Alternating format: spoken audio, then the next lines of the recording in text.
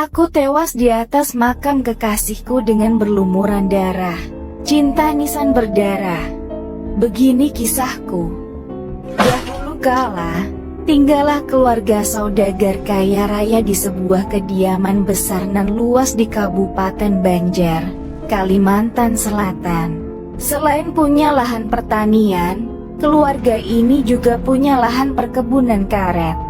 Saudagar kaya itu punya banyak pekerja dan salah satunya adalah Mas Hor. Pemuda dengan tabiat baik, pekerja keras serta jujur yang disukai olehku, Fatimah.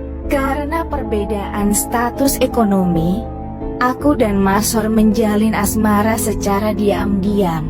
Tapi suatu hari hubungan kami ketahuan dan Mas Hor yang tadinya bekerja di kediamanku dipindahkan untuk bekerja di perkebunan di seberang sungai. Tak lama setelah itu, aku lalu dijodohkan oleh ayahku dengan seorang pemuda kaya raya bernama Mudar tanpa sepengetahuan Mas Hor. Hingga saat malam pernikahan, terjadi kebakaran besar di rumahku. Mudar yang ketakutan lalu meninggalkanku seorang diri di dalam rumah. Kobaran api pun nampak hingga ke gubuk kecil Mas Hor. Melihat itu, tanpa pikir panjang dia berenang menyeberangi sungai dan lari menembus kobaran api untuk mencari dan menyelamatkanku. Dengan badan berlumuran darah dan penuh luka bakar, Mas Hor berhasil membawaku yang sudah tidak sadarkan diri keluar rumah. Pada waktu yang bersamaan, Mudar muncul dan langsung merebutku dari tangan Mas Hor. Saat itulah Mas Hor menyadari kalau aku sudah menikah dengan orang lain. Mengetahui itu, Mas Hor sedih bukan kepalang. Ia lalu jatuh pingsan. Dia lalu dibawa kembali ke pondok lusuhnya dan dirawat oleh tabib suruhan orang tuaku.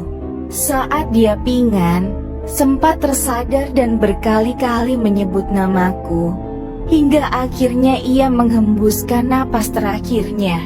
Dia lalu dikubur di sebuah pemakaman kecil di dekat gubuk kecilnya. Berbulan-bulan kemudian, aku baru tahu bahwa Mas Hor sudah meninggal.